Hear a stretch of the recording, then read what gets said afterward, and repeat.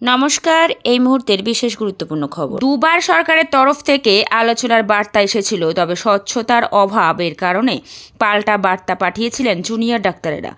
আন্দোলনকারীরা জানিয়ে দিয়েছেন বৈঠক নিয়ে তাদের 4টি শর্ত রয়েছে, যা মানলে তবেই বৈঠকে বসবেন তারা। এই আবহে আন্দোলনকারীদের পাল্টা হুঁশিয়ারি দিয়েছে সরকার। এই সবের মাঝে এবার জুনিয়রদের সমর্থনে এগিয়ে এসে পাল্টা করা বার্তা দিলেন সিনিয়র চিকিৎসকেরা। আজ একটি সাংবাদিক বৈঠক করে সিনিয়র চিকিৎসকেরা বলেছেন, যদি জুনিয়র ডাক্তারদের উপর শাস্তিমূলক ব্যবস্থা নেমে আসে তাহলে আমরা বাধ্য হব কর্মবিরতির মতো কোনো বড় পদক্ষেপ গ্রহণ করতে। এই বিষয়ে সিনিয়র ডাক্তারদের তরফ থেকে বলা হয়েছে, মুখ্যমন্ত্রী ওয়েস্ট বেঙ্গল জুনিয়র ডক্টর ফ্রন্টের প্রতিনিধিদের সঙ্গে বসবার কথা প্রকাশ্যে সাংবাদিকদের সামনে বললেও একথা স্পষ্ট যে বাস্তবে তার জুনিয়র ডাক্তারদের প্রতিনিধিদের সঙ্গে বসার কোনো ইচ্ছে নেই। যে নির্দিষ্ট 5 দফা দাবি সেগুলো অত্যন্ত ন্যায্য বলে আমরা মনে করি, কিন্তু সেগুলি শুনে একটা সমাধান সূত্র বের করবার কোনো সদিচ্ছা দেখা গেল না সরকারের তরফ থেকে। গত 10ই সেপ্টেম্বর এবং 11 সেপ্টেম্বর পরপর দুটি মেল যা প্রশাসনের কাছ থেকে এসেছিল, তার কোনোটিতেই উল্লেখ ছিল না যে মুখ্যমন্ত্রী নিজে আন্দোলনকারী জুনিয়র ডাক্তারদের সঙ্গে বসবেন।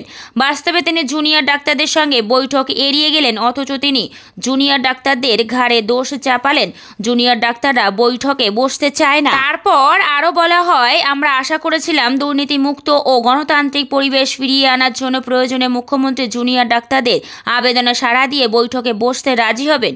মুখ্যমন্ত্রী ইতিপূর্বে বহু বৈঠক করেছেন যেখানে লাইভ স্ট্রিমিং এর ব্যবস্থা থেকেছে, কিন্তু আজ যখন জুনিয়র ডাক্তাররা লাইভ স্ট্রিমিং এর আবেদন করছেন তখন মুখ্যমন্ত্রী এড়িয়ে যাচ্ছেন।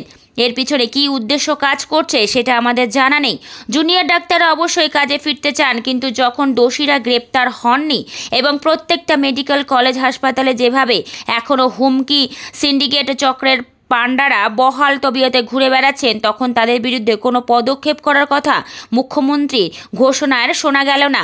উপরন্তু জুনিয়র ডাক্তারদের অবিলম্বে কাজে ফেরবার জন্য পরোক্ষভাবে হুমকি দেওয়া হলো এবং সুপ্রিম কোর্টকে রেফার করা হলো। তিলোত্তমাকে ধর্ষণ করে খুনের ঘটনায় প্রতিদিন যে হাড়হিম করা তথ্য দুর্নীতির সাথে যুক্ত যে বিশাল চক্রের কথা উঠে আসছে, সেটাও মুখ্যমন্ত্রীর বক্তব্যে শোনা গেল না। এরপর মুখ্যমন্ত্রীর উদ্দেশ্যে তাদের বার্তা, অবিলম্বে জুনিয়র ডাক্তারদের সঙ্গে বৈঠক করার ব্যাপারে মুখ্যমন্ত্রীর সদর্থক ভূমিকা পালন করা প্রয়োজন। আমরা সিনিয়র চিকিৎসকেরা জুনিয়র চিকিৎসকদের আন্দোলনের পাশে সর্বদাই আছি। যদি জুনিয়র ডাক্তারদের পাশে শাস্তিমূলক ব্যবস্থা নেমে আসে তাহলে আমরা বাধ্য হব কর্মবিরতির মতো কোনো বড় পদক্ষেপ গ্রহণ করতে। আগামী দিনে জুনিয়র ডাক্তারদের এই ন্যায়সঙ্গত আন্দোলনকে আরও শক্তিশালী করার জন্য আমরা অঙ্গীকারবদ্ধ।